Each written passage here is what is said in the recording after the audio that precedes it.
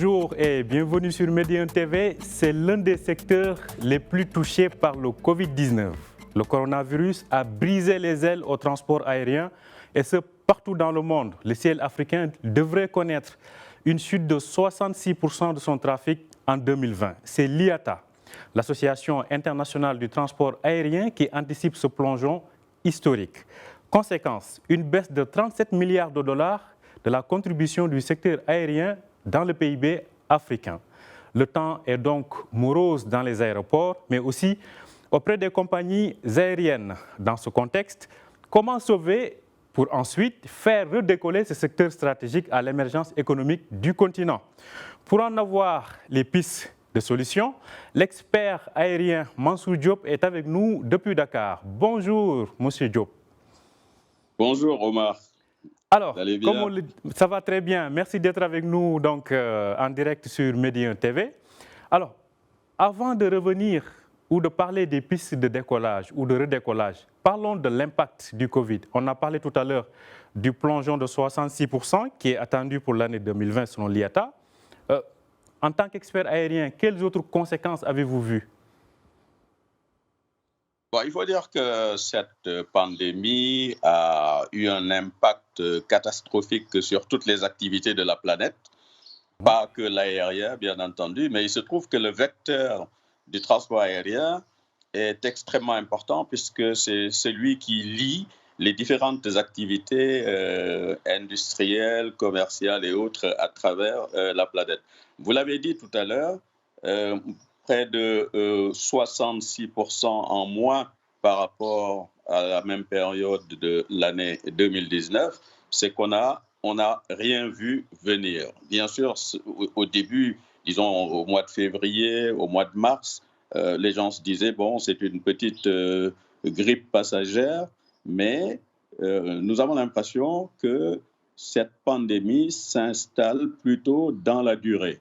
Et le transport aérien a été très, très, très durement touché, puisque dans certaines, 66%, c'est une moyenne, hein, mais vous avez des pics jusqu'à moins 93% pratiquement. C'est le cas de l'Afrique, c'est un peu le cas en Europe également, au niveau de la diminution du trafic et surtout la diminution de ce qu'on appelle la connectivité, c'est-à-dire cette capacité qu'ont les différentes villes à avoir le maximum de liaisons avec d'autres villes de la planète, puisque c'est un paramètre extrêmement important qui se traduit bien sûr par l'activité des compagnies aériennes. Et cette chute brutale de 66% du trafic aérien, ce n'est pas rien, c'est quelque chose qui déstabilise totalement ce secteur.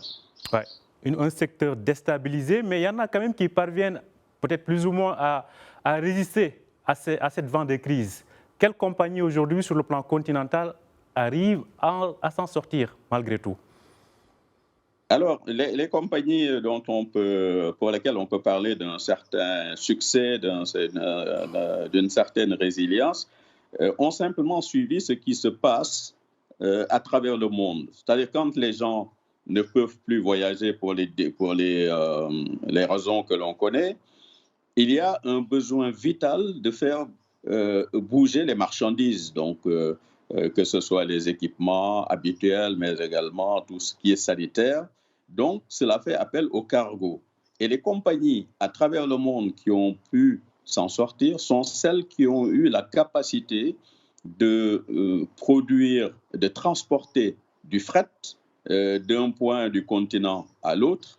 Évidemment, cela suppose que ces compagnies avaient les moyens, c'est-à-dire les avions dédiés à ce genre d'activité, les avions cargo, puisque, comme vous le savez, les avions passagers transportent également du fret dans les soutes d'avion, mais si les vols passagers sont quasi à l'arrêt, évidemment, il n'y a plus de fret. Donc, il faut que la compagnie ait la capacité d'utiliser des outils qui lui permettent, comme les avions cargo, de transporter beaucoup de fret. Ça a été le cas pour l'Afrique de Ethiopian Airlines. Ethiopian Airlines a beaucoup profité de cette flexibilité qu'elle a de pouvoir, tout en diminuant drastiquement les vols passagers, de mettre en place donc des outils tels que les avions cargo. Et je vous dirais que je ne sais pas si c'est le même, si la même chose a été utilisée par Ethiopian, mais à travers le monde, la compagnie à laquelle on pense souvent dans ce revirement vers le cargo, c'est Qatar Airways, qui non seulement a des cargos, mais et qui a utilisé ses avions passagers pour transporter du fret non seulement dans les soutes de l'avion, mais également dans la cabine inoccupée, évidemment, puisqu'il n'y a pas de passagers. Donc, je donnerai surtout le cas de Ethiopian Airlines, qui a su tirer les marrons du feu en saisissant cette opportunité des activités cargo. Donc, pas mal de compagnies ont su se réinventer ou bien s'adapter à ce contexte. Je pense qu'elles auront besoin... Se réinventer, c'est le mot. Se réinventer, voilà, excellent. Donc, des compagnies qui se sont réinventées en 2020, mais qui auront besoin certainement de l'être encore plus pour 2021. Donc, dans ce contexte de crise, quelles sont les pistes de relance? Alors, première leçon à tirer, c'est que les prévisions qui étaient faites au cours du premier trimestre de 2020 ont été totalement faussées par la persistance de la pandémie. Si bien que les plus optimistes aujourd'hui se disent que avec l'arrivée du vaccin, une certaine confiance, les tests qui vont être multipliés pour que les gens puissent quand même voyager en toute sécurité, tout ce qui est guide sanitaire produit par l'IATA et appliqué par les compagnies aériennes, on se dit qu'en 2021, si tout va bien, on arrivera peut-être à atteindre à peu près 50% de notre production de l'an 2019. Ce qui veut dire que la relance pour que nous puissions atteindre les niveaux de 2019, cela va prendre entre 2 et 3 ans, selon le pessimisme ou l'optimisme des uns et des autres.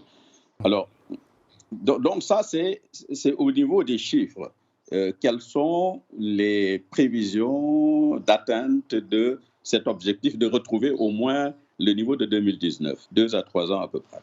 D'accord. Donc, maintenant, quelles sont les pistes de relance? Comment y arriver? Effectivement. Mais on va... Allez-y, je vous laisse continuer. Ouais. Allez-y, je vous laisse continuer.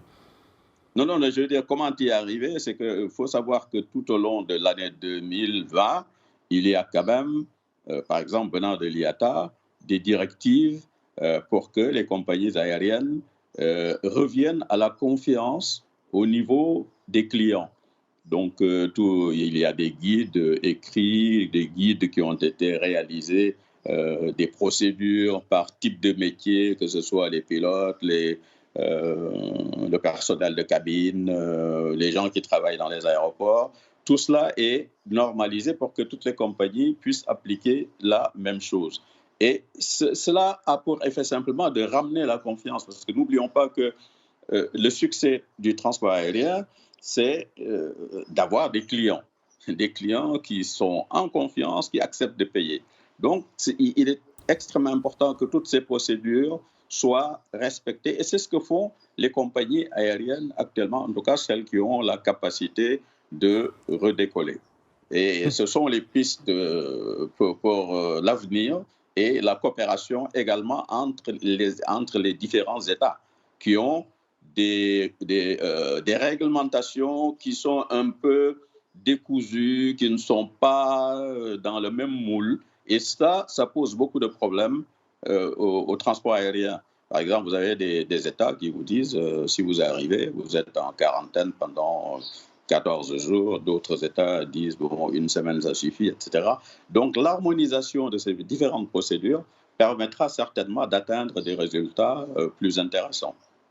D'accord. Alors, le Covid a impacté et a bousculé beaucoup de projets, dont l'un des plus importants, certainement, en Afrique a été ce qu'on a communément appelé l'Open Sky africain, c'est-à-dire le OK. marché unique du transport aérien africain qui a été adopté en janvier 2018. Comment Oui. le Covid a impacté? Est-ce que le Covid a brisé les ailes à cet élan de mutualisation des airs en Afrique? Ben, certainement, certainement. Il faut peut-être faire un petit rappel quand même, parce que le Open Sky, on va l'appeler comme ça, les gens voient bien ce que c'est ce ciel unique africain dont on parle. Mais il faut rappeler quand même que avant l'an 2000, donc en 1999, il y avait déjà ce qu'on appelle la décision de Yamoussoukro. Qui veut dire la même chose, hein, mais qui a eu beaucoup de difficultés à s'implanter, même s'il y avait peut-être, je crois, une quarantaine d'États qui avaient signé, mais il y a eu beaucoup de difficultés pour appliquer cette décision de Yamoussoukro, qui consistait tout simplement à libéraliser le transport aérien en Afrique. Il s'agissait pour une compagnie, mettons une compagnie ivoirienne, d'avoir le droit de prendre des passagers au Congo, de les amener au Zimbabwe. C'est ce qu'on appelle la 5e liberté, qui avant était très, très réglementée, et cela plombait un peu les ailes du transport aérien, puisqu'il fallait avoir le maximum de liberté de l'air pour pouvoir faire bouger les passagers comme on veut, puisque ce que nous appellent les recettes, bien entendu, ce sont les passagers. Mais il y a eu beaucoup de difficultés à l'application. Covid, c'est 2020. En résumé, pendant 10 ans, il y a eu cette décision de Yamoussoukro signée par les États, mais qui a eu beaucoup de difficultés à être appliquée, au point que l'aviation civile africaine a même créé un comité de suivi pour que les résistances que l'on observait ça et là puissent être éliminées pour que la décision soit réellement appliquée. Bon, un peu plus tard, c'est l'Union africaine, pour donner un peu plus de poids, qui est partie sur les mêmes bases, hein, de liberté de l'air, donc Open Sky, comme on aime bien le dire en anglais, pour que cela trouve une application effective. Et ce que mon propos, c'est de dire que pendant 10 ans, il n'y avait pas de Covid. Il y a eu quand même beaucoup de difficultés à appliquer ce que les États avaient signé. Maintenant qu'il y a le Covid, ça veut dire que les difficultés que l'on a connues pendant 10 ans, eh bien, sont exacerbées par la présence de cette pandémie. Ça rend les choses un peu plus difficiles, évidemment. Mais j'attire l'attention sur le fait qu'à la base, sans Covid, on a eu beaucoup de mal à appliquer, puisqu'il y a ce fameux protectionnisme qui ne dit pas son nom, de la part de certains États, qui ne régulent pas au mieux les différentes fréquences qui sont demandées par les compagnies aériennes qui veulent desservir certaines routes, etc. Alors que, juste M. Baldé, sur ce point, il faut dire que libéraliser le transport aérien, aller à l'Open Sky, ce que cela produit, en tout cas au niveau mondial pendant ces 20 dernières années, ça a été le doublement de la connectivité, c'est-à-dire de ce nombre de fréquences qu'il y a entre les différentes villes à travers le monde. Et cela a eu également comme conséquence de couper de moitié le coût du billet d'avion. Ce n'est pas rien. Donc ça, en un mot, cela a démocratisé le transport aérien, en fait. Ben, c'est le mot. Très bien. Alors, très bien. Je pense que quand même, vous avez dégagé pas mal de pistes. On va continuer sur cette même piste de décollage. Aujourd'hui, toute la question est de savoir, parce qu'on voit les grandes compagnies aériennes, je pense à Lufthansa, je pense à Air France, à toutes ces compagnies qui ont reçu énormément de soutien financier de la part de leurs États. Et face à cela, on a les compagnies aériennes africaines, comme vous le disiez, qui peinent à tenir en temps normal.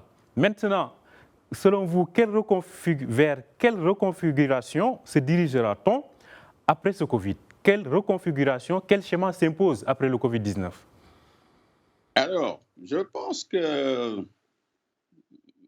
Un malheur est toujours bon quelque part, dans la mesure où l'on peut en tirer leçon pour aller de l'avant et appliquer ce qu'on aurait souhaité depuis des années faire et qu'on n'a pas fait. Quand le Covid est venu, évidemment, ça rend les choses encore un peu plus difficiles. Mon propos là parle de coopération entre les compagnies existantes. Aujourd'hui, ce besoin de soutien financier que l'on voit d'ailleurs exécuté, en tout cas dans les pays développés, et en Afrique également, il y a quand même un effort qui est fait par certains gouvernements, parce que les avions ne volent plus, il n'y a plus de recettes, il y a des emplois qui sont perdus ou qui sont menacés, etc. Mais si on est ensemble, s'il y a une meilleure coopération entre les compagnies aériennes, le coût sera moins dur. Je m'explique. Il ne s'agit pas aujourd'hui, en 2020 et bientôt 2021, de trop rêver en disant, bon, allez, on va tous se mettre ensemble comme des frères et sœurs, on va créer une grande compagnie ouest-africaine ou même africaine, etc. À l'image de l'ancienne Air Afrique, à l'image de la défunte Air Afrique. Voilà, c'est vous qui va parler d'Air Afrique, et effectivement, c'était un exemple. Mais ce que je dis souvent dans ce domaine, c'est que Air Afrique a vécu à une certaine période où il y avait certaines dispositions affichées par les États membres. D'accord. Assez rapidement, Mansour Diop, allez-y sur les pistes, assez rapidement, les pistes de configuration. Alors, les pistes rapidement, c'est de dire qu'aujourd'hui, ce qui est réaliste, c'est que les compagnies aériennes existantes passent à des efforts de coopération. Des coopérations pas juste politiques. Je vous donne un exemple. Aujourd'hui, dans le compte d'exploitation d'une compagnie aérienne... On est serré par le temps. Alors, trouver une coopération au niveau de la négociation des carburants, de la maintenance des avions, même de se mettre ensemble pour définir les plans de flotte pour aller dans les mêmes types d'avions. Tout cela, cela produit effectivement des économies d'échelle qu'il ne faut pas négliger. Donc, la piste principale, c'est la coopération entre les compagnies existantes. Cela peut aller vers une alliance, comme cela se voit à travers le monde. Et c'est mieux se tenir les coudes et c'est mieux faire face à l'adversité. D'accord. En un mot, soyons unis et soyons plus forts. La mutualisation des forces pour résister au vent de la crise. Merci beaucoup, absolument, Mansour Diop, d'avoir été avec nous depuis Dakar. Je rappelle que vous êtes expert aérien. Merci d'avoir accepté notre invitation. C'était avec plaisir. Merci beaucoup, M. Baldé. Merci, merci. Chers amis, merci à vous aussi de nous avoir suivis. Très bonne journée sur Médien TV.